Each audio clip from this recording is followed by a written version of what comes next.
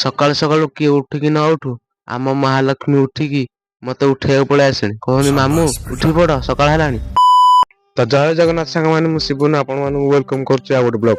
ତ ମୁଁ ସକାଳୁ ଉଠି ବାରିଆଡେ ଟିକେ ବୁଲି ଆସିଲା ବେସିକି ବୋଉ ତାର ନିତ୍ୟକର୍ମରେ ଲାଗି ପଡିଛି। ମୁଁ କହିଲି ବୋଉ ଇଆଡେ ଟିକେ ଅନଉନୁ। ମୋ ବୋଉ କହୁଛି କଣ ମୁଁ ଅନେଇବି। ତ ମୁଁ ସାଙ୍ଗେ ସାଙ୍ଗେ ପଳେଇ ଆସିଲି ଆମ ଢିଙ୍କିଶାଳ ଆଡକୁ। ଢିଙ୍କିଶାଳରୁ ଆସି ଆମେ ତିନି ଭାଇ ଯାକ ପଳେଇ ଆସିଥିଲୁ ଟିକେ ଜଙ୍ଗଲ ଆଡେ। ଭାଇ ଆଡେ କ୍ୟାମେରା କଲା ଆସିକି ସିଏ କହୁଛି ତ ଆମେ କୁଆଡେ ଯାଉଛୁ ତମେ ମାନେ ଜାଣିପାରିଥିବ। ଆମ ଗାଁ ଆଡେ ଏଡିକି ଏଡିକି ଆମ୍ବ ହେଇଗଲାଣି। ଆପଣଙ୍କ ଆଡେ କେଡେ କେଡେ ହେଲାଣି ଟିକେ କମେଣ୍ଟ କୁହ। ତ ସମସ୍ତ କାର୍ଯ୍ୟକୁ ସାରି ଦେଇ ମୁଁ ଟିକେ ପଳେଇଥିଲି ଇପି ଟିକେ ଆଣିବାକୁ।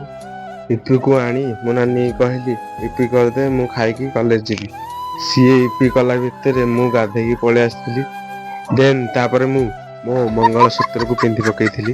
ତ ପିନ୍ଧି ସାରି ମୁଁ ବାହାରି ଯାଇଥିଲି ଆଉ ଗୋଟେ ସାଙ୍ଗକୁ ପିକଅପ୍ କରିବାକୁ। ଦେନ୍ ଆମେ ତିନି ସାଙ୍ଗ ବାହାରି ପଡିଥିଲୁ କାଲିଜିକୁ। ବାଟରେ ଆମ ଆରାଧ୍ୟ ଠାକୁର ମହାପ୍ରଭୁ ଶିବ ଶମ୍ଭୁଙ୍କୁ ଟିକେ ଦର୍ଶନ କରି ଆମେ ବାହାରି ଯାଇଥିଲୁ କଲେଜ ଅଭିମୁଖେ। ଦୀର୍ଘ 8 କିଲୋମିଟରର ସଫର ପରେ ଆମେ ପହଞ୍ଚି ଯାଇଥିଲୁ କଲେଜ ପାଖରେ।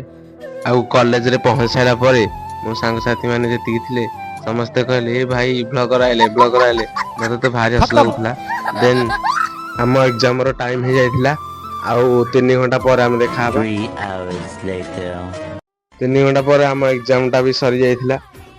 ଏକ୍ଜାମ ଟାକୁ ସାରି ଦେଇ ଘରେ ଆସି ପଖାଳକୁ ଚିକେନ ଟିକେ ବାଡି ଦେଇ ଘୁଙ୍ଗୁଡି ନିଦରେ ଅଧଘଣ୍ଟେ ଶୋଇ ସାରିଲା ପରେ 4ଟା ହେଇଯାଇଥିଲା।